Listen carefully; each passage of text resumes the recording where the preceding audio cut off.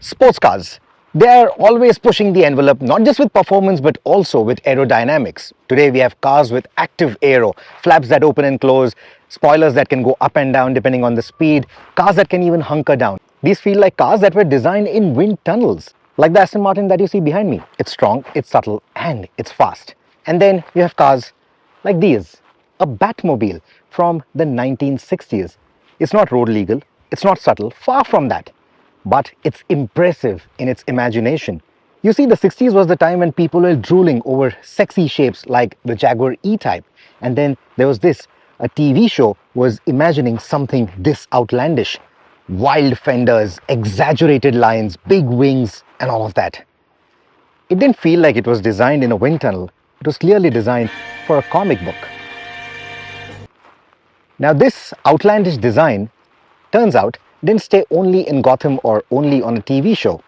It even inspired a man in Japan, a man called Hironao Yokomaku, someone who was now going to think beyond horsepower, beyond big engines, beyond titanium exhausts. He wanted to change how cars look, how they appear, how they can challenge the laws of wind without breaking the laws of the road. That name is quite meaningful too, Hironao. Hero then as well, because he was dishing out 1200 horsepower Supras or tuning GTRs that could go beyond 320 kilometers an hour on street legal tires. Even the last name is quite meaningful, Yokomaku. Yoko in Japanese means side, Maku means whale. Side whale, or put that together properly, and it gives you Veilside. Veilside, a very popular Japanese tuner brand. If you love JDM cars, you know what Veilside is all about. Now in the mid-90s, they wrapped a Supra in a body kit they like to call the Combat. True to its name, it was aggressive, wide. It had a face that meant business. It instantly became a showstopper. Then they quickly followed it up with a Combat V2 body kit. And that's the very scale model that we have now from Mini GT. So let's go back to the studio and unbox these two. If you actually ever get the chance of spotting a Veilside Supra out in the wild, it actually looks wild. That aggressive styling is, well, simply superb. Now let's talk about the car itself. So this is definitely going to be a future collectible and maybe one of the most sought after Supras in the Mini GT lineup. Ooh, wow. Wow, this just looks beautiful.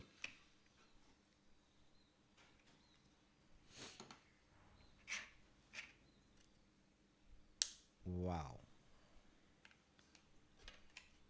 Amazing.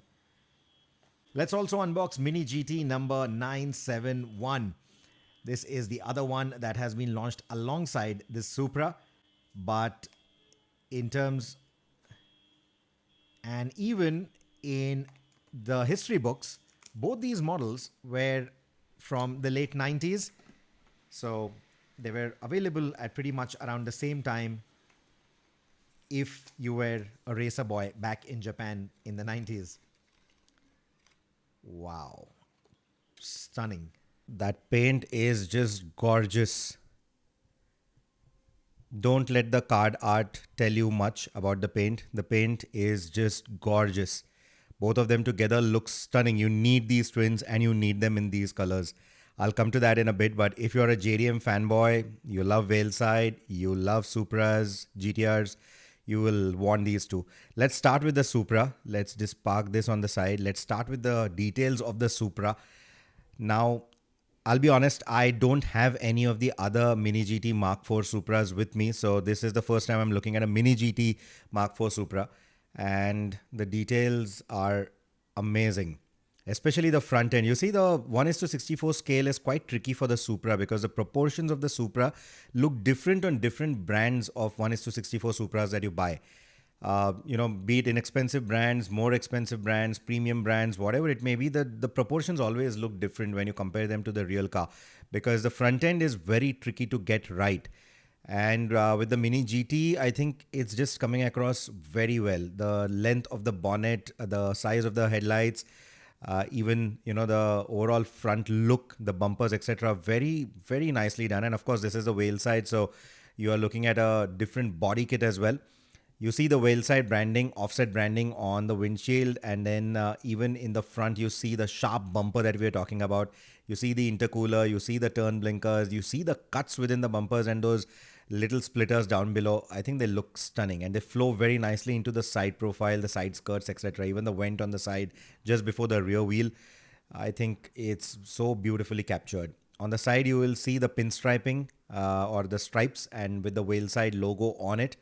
And just above that vent that we are talking about, you see the combat written in a font that looks very similar to the Supra font.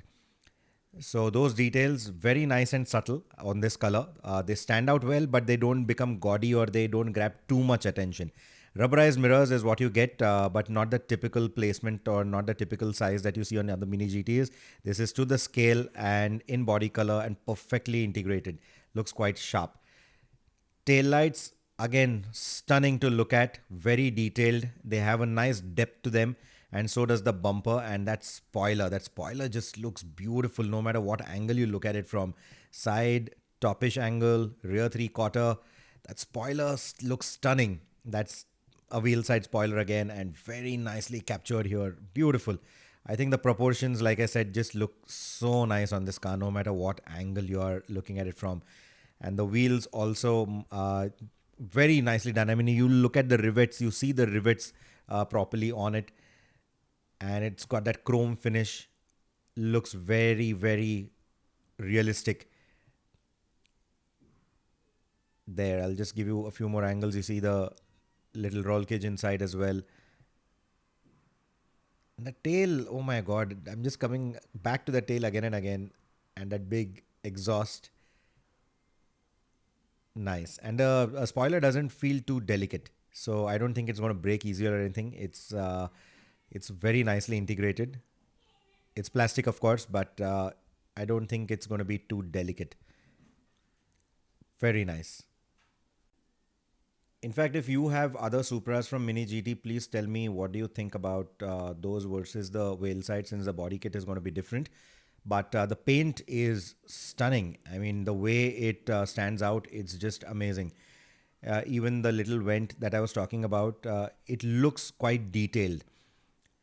So yeah, the details are standing out very nicely. Even that hood scoop, nice detailing on that. It's got a nice depth to it.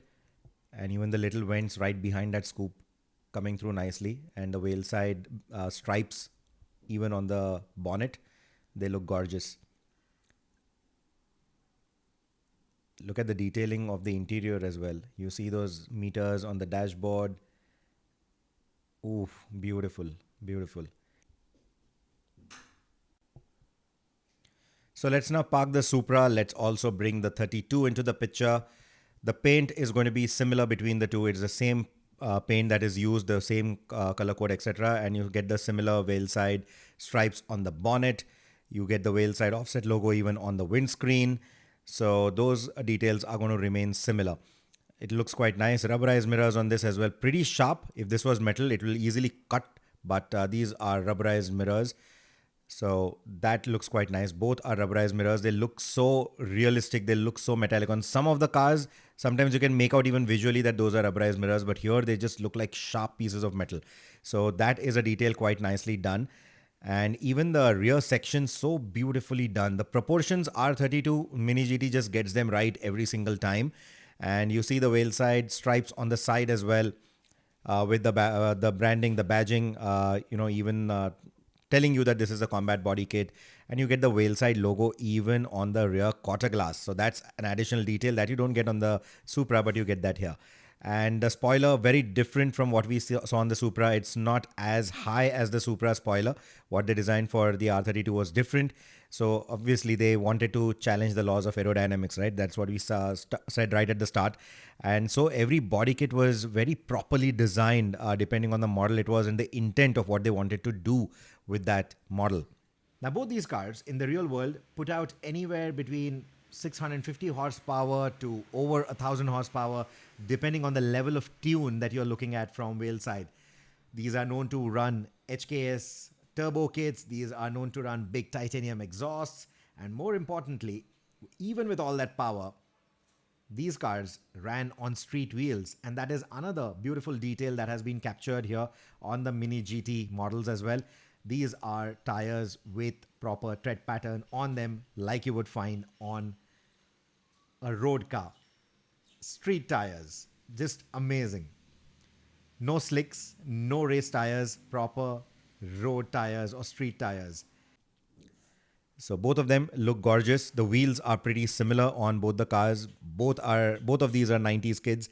And you know they were absolute legends of their time. The tail lights beautifully captured one of the most iconic tail lights in the history of the automobile, and the R32 tail lights, Mini GT just gets them right every single time. You see the Veilside registration plate down below. Clean integration of that spoiler, and look at the way the spoiler extends onto the boot lid. Beautiful integration, beautiful stuff.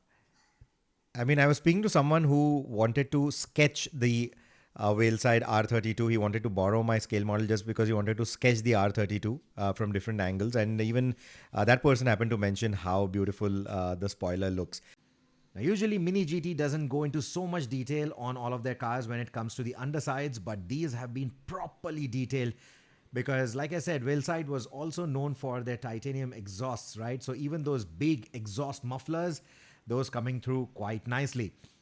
In fact, we've seen big exhaust mufflers with those really big tailpipes, the really big end pipes on a lot of tuner cars, right? From various brands, including some of the, absolute roadside modifications. But honestly, all that inspiration comes from what Veilside started. They were the ones who started putting those really big exhaust systems on tuner cars. And check out the difference in the two exhausts. We've got a cylindrical, longish exhaust on the Supra, and we've got a slightly boxier exhaust canister on the R32. And the level of detail that they've gone into is amazing. Both of those done up in a satin finish. Both those exhausts done up in a satin finish. Now, don't get into a situation where you have to choose between the two. I think both the cars deserve to be on your collector shelves. So just get both of them. These twins are just amazing. And if you decide to just pick up one right now and then get the other one later, I'm not sure if that's going to be a great idea because it may not really stay all that long, for you to be able to make that choice later, because these two I think are just going to sell out very, very quickly. Now, both the cars, they roll freely. They roll freely just the way any other Mini GT does. Nice free rolling mechanism. No suspension on them, but they roll freely. And tuner cars, JDM cars, they have Veilside to thank for a lot of things, like these wide body kits. Veilside is the one that actually made it a norm for tuner cars. All the Liberty Walk stuff that we love today, some of the other wide body kits that we see today, all of that started with Veilside. As I said, these are going to be future collectibles. You definitely want to get them. And if you forgot to pre-order them, by the time you watch this video, they will be out in the retail stores in case you're lucky enough to find them. Don't worry, there'll be other color variations that will come out. We already saw at the MDX a maroon color variation of the Veilside R32. There'll be other color options that they will reveal as well. And I'm sure it's going to be the same for the Supra also. But from an absolute collector standpoint, these two color combinations are going to be the absolutely important ones. Why is that? Well, because the Combat V2 and the Combat body kit that you see even on the R32, the signature colors for these two models were these very shades of gray. The first Combat that came out on the Supra, that was a white body kit, but the one that's actually famous is the version 2. And the same goes for the R32 as well. So these were the colors that were actually the famous ones, the more important ones, the signature ones, so to say. So from a collector standpoint, these are going to be the main colors you definitely want in your collection. But for whatever reason, if you can't get your hands on these, then like I said, there'll be other color options that you'll probably be able to get your hands on. But as always, get these models for the story, for the history behind it, not just for the hype. Let me know what do you think about them if you already managed to get your hands on them. Do let me know what you think about the detailing, especially what do you think about the Supra compared to the other Supras that Mini GT has done. I love the level of details that they've captured to make sure that the Veilside model has its own exclusivity. But I would love to know your thoughts as well. So put them in the comments. I'll be more than happy to read them and respond to them. And as always, don't forget to subscribe to the channel and share this video with other diecast buddies on your timeline. Thank you so much for watching this. Until the next one, take care, drive safe, and happy collecting.